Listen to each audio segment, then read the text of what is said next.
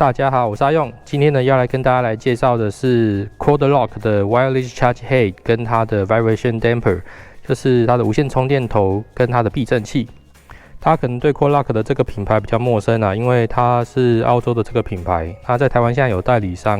然后，但是代理商这边一直都没有进这个很好用的这个无线的充电头。那大家可以看到说，在我的不管是09还是15还是R1上面都会有看到 Quad-Lock 的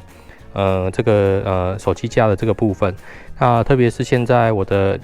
15跟09，它上面都有无线充电头。那为什么我的R1到现在都还没有装无线充电头呢？那是因为说之前无线充电头这个地方它有做一个暂时停售的一个状况。那无线充电头这部分，它因为它只有在国外的这个网站上面才可以买得到，那所以在官网这边我一直等了很久，等到最近无线充电头这个部分又重新的上架，那我就赶快马上去把它给买回来。那另外我还要买它的这个Vibration Damper， 那这个部分就是它Quad-Lock 这个部分，他们其实在做东西的时候都很好用，就是他们都是做模组化的。那所以它的这个东西可以跟 Wireless Charge Head 这边可以去做组合，那也可以跟原本的这个 mount 的上面可以做组合，那这都没有问题。那而且最好用，而且他们的所使用的这个螺丝的地方，他们都是用同样的这个规格的这个六角扳手。那所以说他们基本上螺丝的地方你在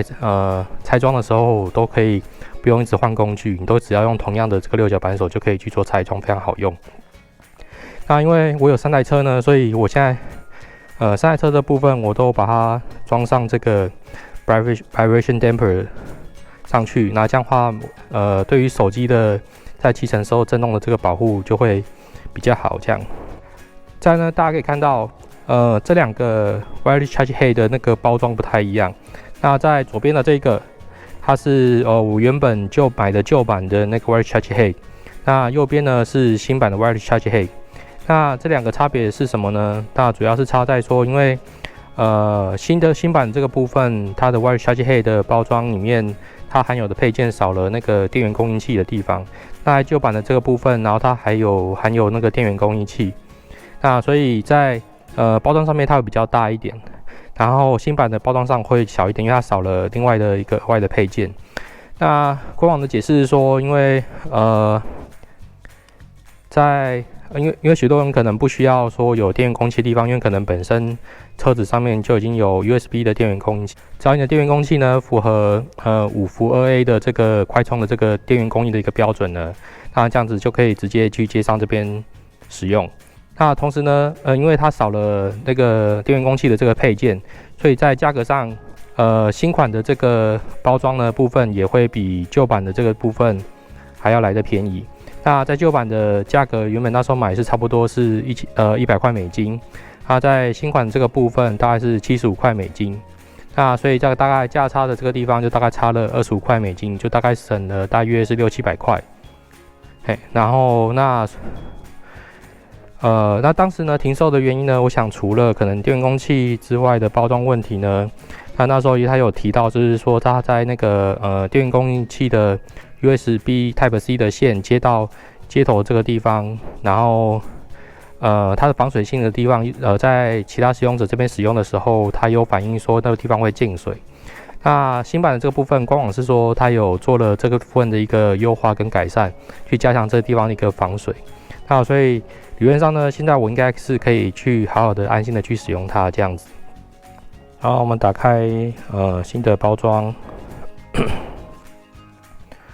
，OK， 它这边所附上的就是它的电源供应器的本体，这样 ，OK。然后这是 USB 充电线，然后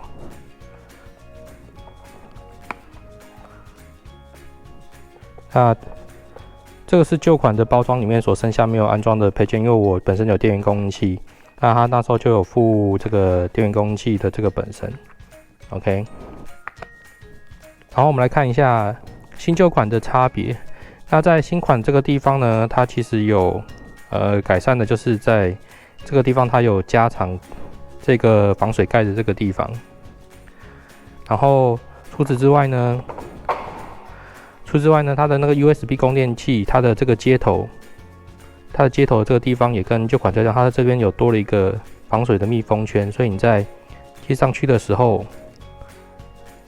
看它是非常的一个密合，这水的地方就不容易跑进去。那我们来相较一下旧款的 USB 线呢，你看，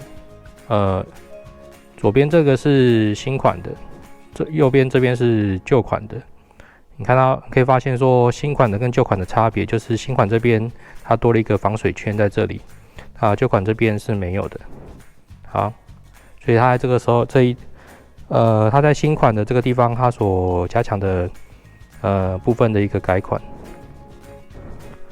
Vibration damper 的部分呢，就是抗震头，我看它都有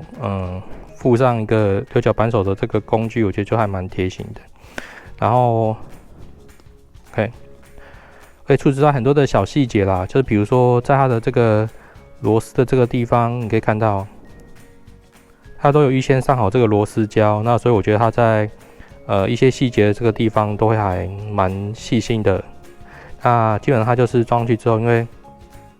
看这里它是有一个弹性的。OK， 所以你装上去之后，你的手机发生震动的时候，它这边就会去抵消那个图波的那些震动，去确保说，他说的特别像是 iPhone 那个什么，它的对 iPhone 的那个对焦的自动对焦的部分，然后有些人就会反映说，之前在使用的时候很容易被震坏，所以后来原厂就开发了这个避震器，那这样的话就可以。去减少这个因为震动所造成的手机这部分的一个损坏，这样。好 ，OK， 那我们来看看这部分怎么去安装吧。Let's go。